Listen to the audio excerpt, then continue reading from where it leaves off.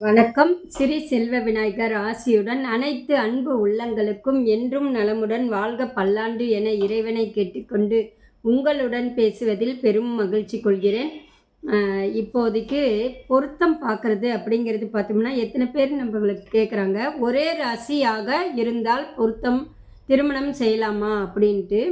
ஒரே ராசி ஒரே நட்சத்திரம் செய்யலாமாமா அப்படிங்கும்போது, ஒரே ராசி ஒரே நட்சத்திரம் அப்படிங்கிறது செய்யக்கூடாது. ஏன் செய்யக்கூடாது அப்படின்னா, இப்போ ஒரே ராசி வருது, நட்சத்திரம் மட்டும் மாறி மாறி வருதுன்னா பொருத்தம் இருக்கும். ஒரே நட்சத்திரம் அப்படிங்கும்போது ஏக நட்சத்திரம்பாங்க. அதாவது ஒரே நட்சத்திரம்னா கயிறும் ஒன்றாவே வருமா, அதனால் ஏக நட்சத்திரம் வேண்டாம் அப்படின்னு சொல்லிடுவோம். ஒரே ராசி 2 நட்சத்திரம் மாறி வருது இல்லைம்மா, செய்யலாமா அப்படின்னா பொருத்தம் இருக்கும். ஆனால் 7 சனி வரும்போது 2 பேர்த்துக்குமே ஒரே மாதிரி 7 பாதிக்கும்.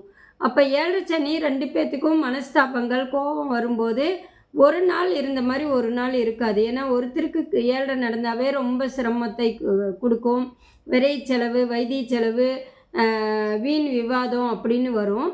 இது 2 பேர்த்துக்கும் ஒரே மாதிரி இருக்கும்போது மன அழுத்தம் ஒரே மாதிரி அவங்களுக்குள்ளே இருக்கும். அப்போ எதிர்ப்புகள் வரும், மனஸ்தாபங்கள் பிரிவு இந்த மாதிரி வந்துடும்.